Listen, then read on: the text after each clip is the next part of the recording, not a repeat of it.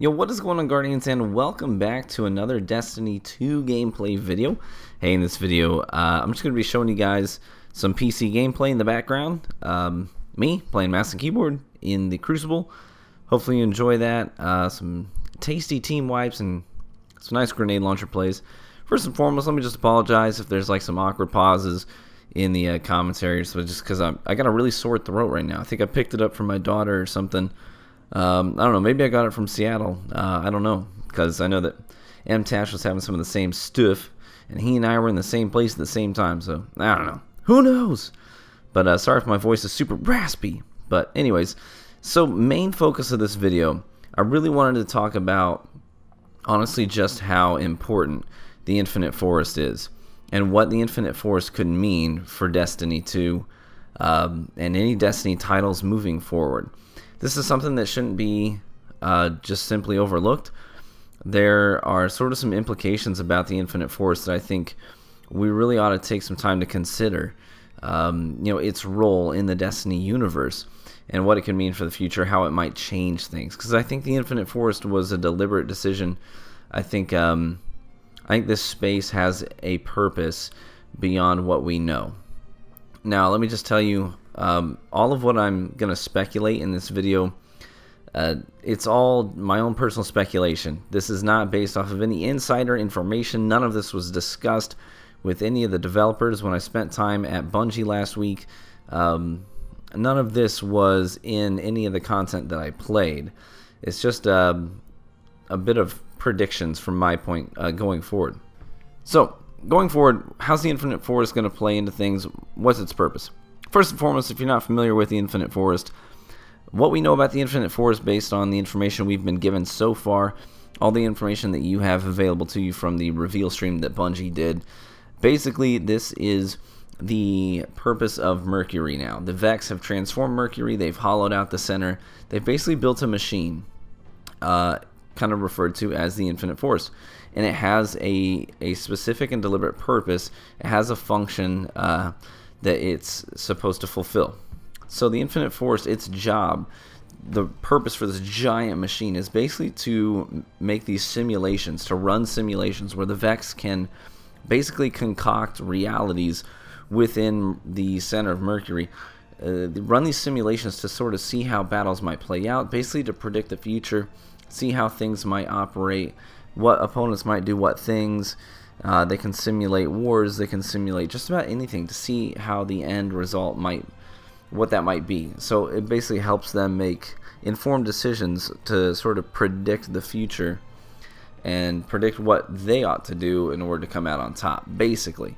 So they run all these simulations, anything can happen. They can create their own realities within the Infinite Forest. Now, what we saw in the cinematic trailer for the Curse of Osiris, what we saw is that Osiris himself has access to the Infinite Forest, and he's manipulating it in some ways, and we see that with the sort of Vault of Glass clips. We see that he's in the system, and he's manipulating it to his own will. So he's not necessarily in control of it, but he seems to have found a way to use it for his own purposes. So here's my prediction going forward. My prediction is that we are going to take Osiris's knowledge and basically we're going to find out how to run our own simulations. We're going to sort of hijack the network, so to speak.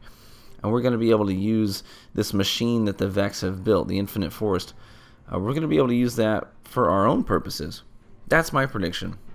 Okay, big deal. What does that mean? Well, let me tell you what that means. In the past, Bungie has said that they're not going to do things, maybe Crucible-related things specifically that we've talked about.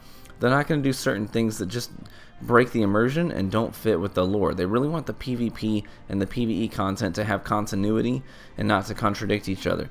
You should never go into a situation and wonder why it fits into the Destiny universe. It should be clear as to why and how it fits into the Destiny universe, even in the PvP arena. So that's why we don't have fun, weird, goofy game types like we had with the Halo franchise, where we had like the Action Sack playlist. We had things like sumo, hockey, right? All these griff ball, just fun, silly, fun game modes. You know, the zombies infection, right?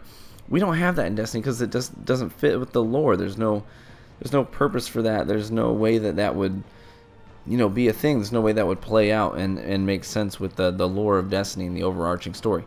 The Infinite Force, though, is like your free license to do whatever you want with the Destiny universe. We can make silly game types like that now, in theory, because we can run our own simulations and just kind of concoct our own realities. So you will never have to ask the question, well, how does this work in the Destiny universe? Well, it works now. We have the Infinite Force. We have access to that network, to that system, and we can simulate our own realities and do whatever we want. We can set up these silly scrimmages and stuff like that. You know what I mean?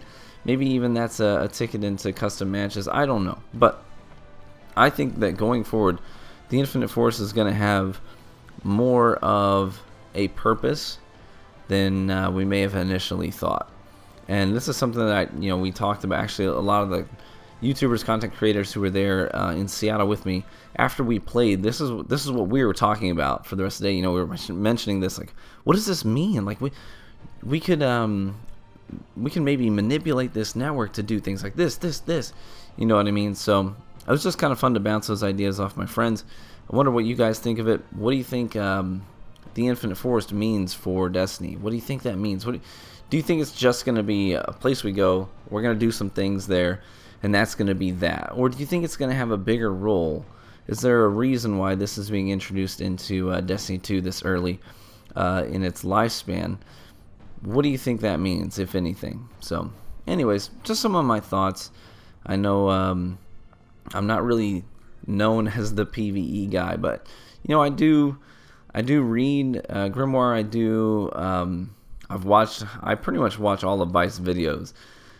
So I don't know if that makes me a scholar just watching him or not. I don't know, but I do. So I try to keep up to speed with all that stuff, and I do try to understand the game that I'm playing.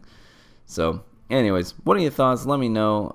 Do you think this is going to be something that's actually consequential to the rest of the narrative in D2, or do you think it's just going to be wham bam, thank you ma'am, one-time thing that we experience with the DLC, and then that's going to be that? So feel free to let me know, guys, and hopefully you enjoyed the gameplay in the background. Some fun clips back here. I'm playing a lot on PC, trying to perfect my mouse and keyboard skills. I think I'm getting a little bit better, so hopefully you enjoy that. Hopefully it's dynamic enough for you, and hopefully I'll catch you in the Crucible too. That would be good. I'll see you then.